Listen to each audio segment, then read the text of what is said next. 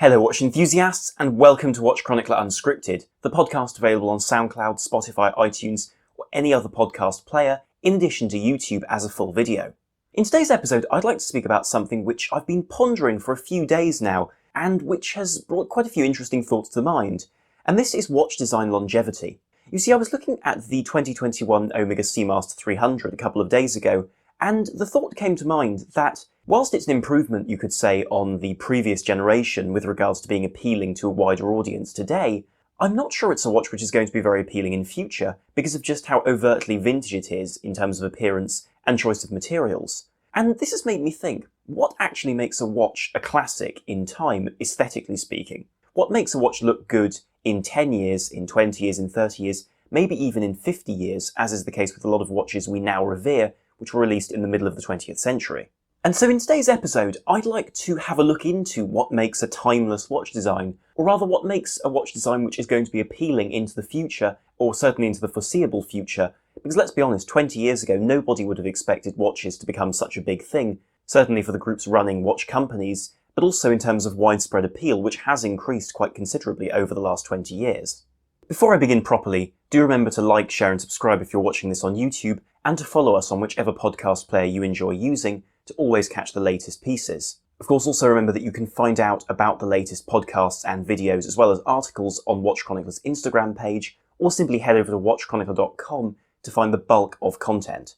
A timeless watch is a curious concept to consider, because there are a lot of watches which are timeless not necessarily because of their aesthetics, because they were historically important. Take, for example, the Patek Philippe 5070, one of the very last of the Lemania-based chronographs produced by Patek Philippe before going fully in-house, or in-house design, let's say.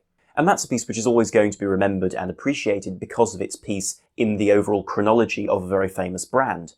But aesthetically speaking, different periods have had very different looks. Let's look simply at the 20th century. The 1930s had rolled or fluted bezels and cathedral hands. The 1940s became more restrained with more unified lines and formed the backbone of subsequent decades' design. Then the 50s had sharper designs, more refined details, and certainly more straight lines throughout their designs, whilst the 60s had larger cases to an extent and really were the peak of pure functional design in the eyes of many. Then in the 70s, the bright colours which started to appear in the 60s really took the fore, as well as very bold case shapes, very extravagant lines, large cases, integrated bracelets being important features. In the 80s, smaller sizes became more popular with the return of mechanical watches after the quartz crisis, and there was a revival of classical details, including a sense of conservative design after the 70s. Then in the 90s, as mechanical watches became more mainstream luxury rather than highly rarefied luxury, more curvaceous designs returned, but also designs which had heavy roots in the past, but with a very strong curved 90s twist. And then in the 2000s, larger sizes took the fore, with bolder designs aiming for a new, younger and different market. Finally, in the 2010s, we've seen vintage style reappear, with smaller sizes becoming more popular and new materials becoming commonplace like ceramic bezels. And whilst each period has certainly had its appeal, there have been certain models or certain designs which have remained appealing and attractive, like for example the Omega Speedmaster Professional in its manually wound format. It's simply a design which works. Likewise, the Patek Philippe Calatrava has remained a simple but very appealing timeless design because of its simplicity, and the Rolex Submariner, of course, has, due to perhaps its functional design and the fact that, aside from having a very distinctive Rolex look, it was a very practically orientated watch, has remained an icon both aesthetically and, of course, in the overall appeal of watches because of the brand and because of the history.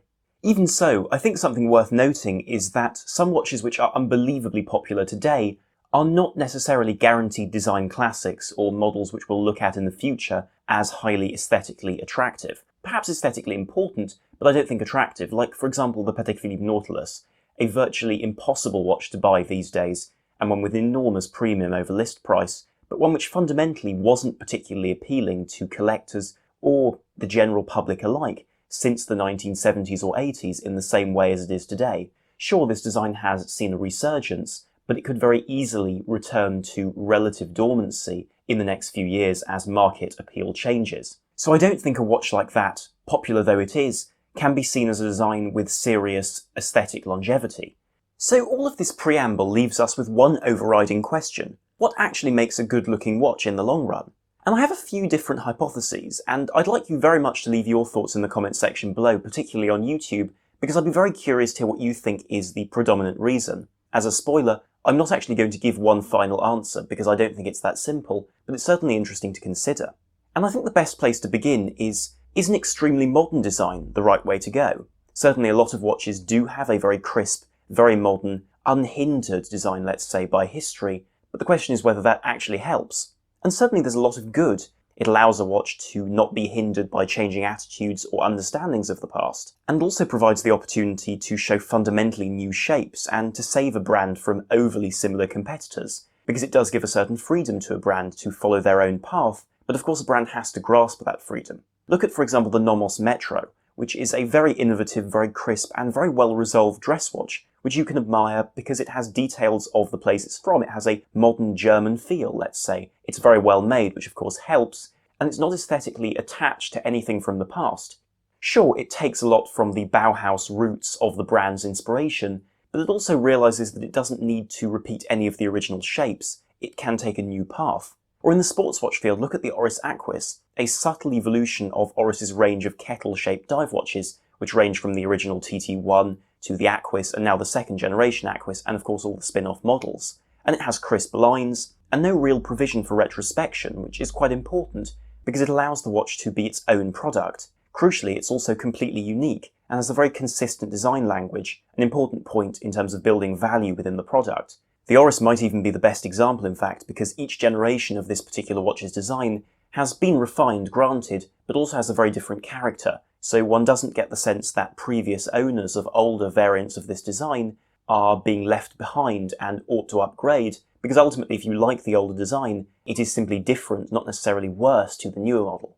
The only snag is that there are downsides to a modern design, because modern watches exist in a world which is fundamentally indifferent without them, technically speaking, so it's hard to make a modern design have much soul, character, or particularly mystique on account of being functionally irrelevant to most people. Of course, you can use advertising to fill that wedge, but it's no given thing. Modern design can also mean making a watch without all the lovely and fundamentally dated details, which still look great because they're not, in fact, old-fashioned, they are simply timeless, and I'm speaking about fonts, I'm speaking about different shapes throughout the watch's design, and of course sizing as well is a key point here. And I will give a couple of different examples of situations where I think modern design hasn't necessarily helped the brand, and these are purely opinions, and don't actually reflect whether these watches are good or bad aesthetically, but they're really being used to make a point. Look at Christopher Ward these days. They've gone for their new light catcher case, which is actually an extremely handsome design, there's no getting around it. It's a modern, and certainly appealing, but somewhat inert design though. It's very neutral, and as a result, can be a bit emotionless when they release a new product almost every 2 months, with seemingly very limited difference between certain ranges. Now, perhaps I'm being harsh on the brand, but I think they have a catalogue which is stuffed with a lot of products with very similar design features, and the result is a crowded and perhaps even confusing market which diminishes the appeal of each individual product. That's just an opinion, but I think it illustrates a certain point of modern design. There's also a flip side, which is a very vintage-inspired design, and this has really been the predominant thrust of the watch industry over the last decade, and with good reason. This particular direction is able to use the intrigue and wonder of times past, when watches were important to create a real sense of charm and charisma in their products. This approach also makes the most of either very high points of design, such as the 1960s, or very extreme and unusual periods like the 1970s, for which you can somewhat excuse more bold and unusual appearances, which would, if released as purely standalone designs, seem a little bit out of place. This is not to mention the fact that these designs tend to be simpler and more elegant, particularly in the case of sports watches, because in a time when necessity was key, overcomplicating something was fundamentally pointless. So ultimately, this particular way of making a watch allows us to enjoy design cues which will probably never reappear in the wider aesthetic world we inhabit, and thus provide a mix of nostalgia and exoticism. The Tudor Black Bay is an extremely good example. It typifies a simplified, charismatic, all-the-dive watch you might ever need concept, with a love affair with the Tudor and Rolex past, including their achievements in diving or exploration, which are all very exciting and very appealing. Then you have the specific remakes of older models, like those from Hanhart, Aquastar or Breitling recently, which essentially provide facsimiles of past, important and storied models produced to modern standards, which mean you can wear them every day. They also bring back specific human achievements and the exact watches which made them possible. And that can't really age because it's like having a museum replica of something. It's an appealing product not because it has to fit with modern times, and won't have to fit with modern times in future either, because you'll be able to look retrospectively in those periods just as you can today.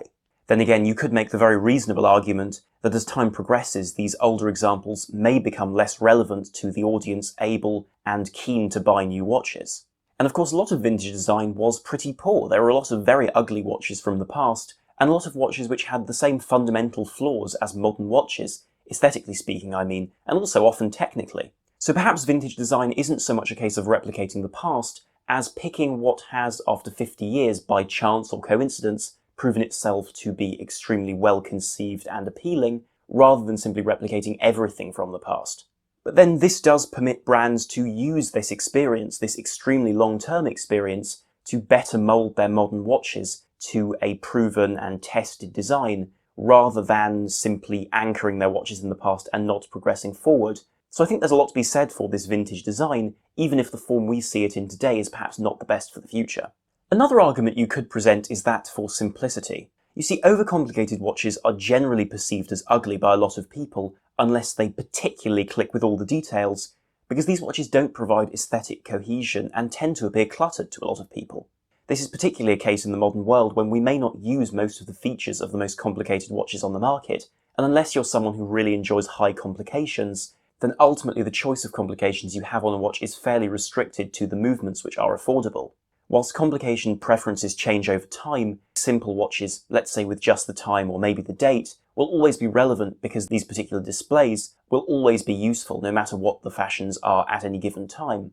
And of course a simple watch has far less about its design to age, quite simply, because generally there are fewer elements to the design, or those elements are more neutral, which helps an awful lot with avoiding the potential loss of appeal of certain details. Really, you need only look at the Bauhaus-inspired models from Nomos, Junghans, or other brands like that, which have a very 30s design, and in fact are almost identical to 30s watches. I mean, just look at a Nomos Tangente, and then look back at some models produced by other German brands in the 30s, and they are essentially identical. Due to simplicity, these could have been designed last week. They are simple and very, very appealing.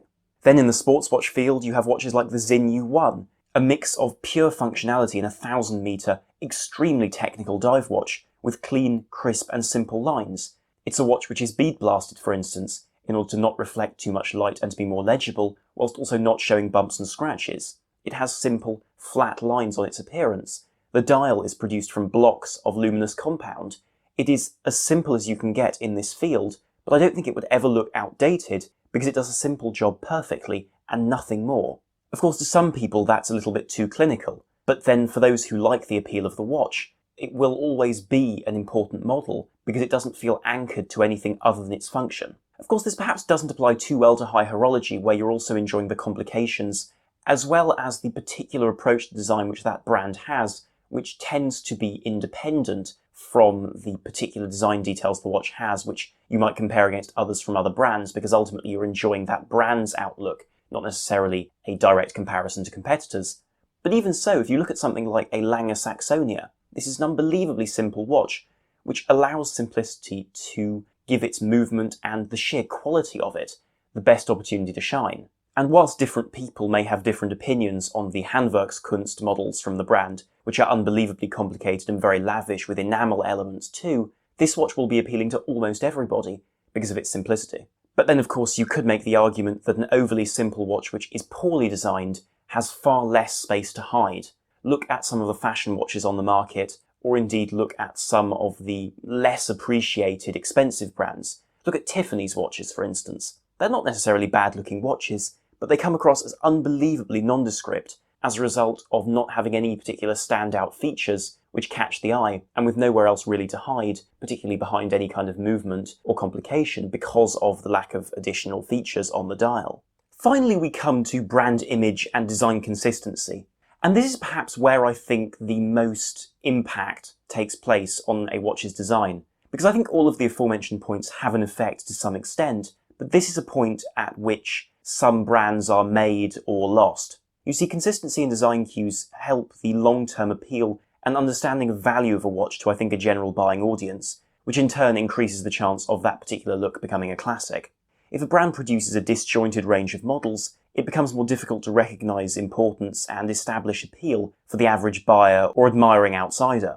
Consistency across a range also allows a brand to refine a concept for any given customer. Just look at Rolex with the Oyster. They have a model which fundamentally looks very similar for each different occupation or potential buyer. The look of the case is fundamentally unified, and it's recognisable as a result. And as a result of the brand's broad appeal and widespread appeal around the world, there is an anchor for that design in every market. Even the Rolex Cellini, the least popular Rolex by far, and perhaps by extension my favourite, still has that Oyster case in terms of design, not in terms of water resistance, that being said, but still in terms of design to some extent. These design details are also generally not fixed to one point in history, which is very helpful in order to bring in vintage inspirations, but also provide a very crisp, modern-looking watch within the confines of that particular design language. The lyre lugs seen on the professional range from Omega is a very good example. You see a fundamentally similar design appearing on the Speedmaster, on the Seamaster in various iterations, and really keeping the whole collection together as a unified block without the worry of models appearing outside the brand's usual appeal. It is also possible that because of the widespread advertising for these particular designs over the years, they have invariably remained relevant rather than appearing dated, which perhaps they would have had they not maintained that kind of public image. Let's take, for example, the Omega Seamaster Planet Ocean. It's a watch which aesthetically is very close to the original second generation Seamaster 300 in the 1960s from the same brand. And because that particular look has continued through time, in some forms in the 90s you could say, in a very changed format on the Seamaster 300M, it has remained appealing because even though a customer may not know the history, they will be acquainted with the appearance and therefore will be more receptive to the design of the watch they're potentially buying. But what do you think of this matter? What do you think makes a timeless watch design? A watch design which looks just as good today as it will tomorrow, or indeed it did look yesterday? I'd be very curious to know what you think, so leave your comments in the comment section below on YouTube, and of course remember to follow us on whichever podcast player you enjoy using to always catch the latest. Thank you very much for watching and listening. This is Armon from WatchChronicler.com, out.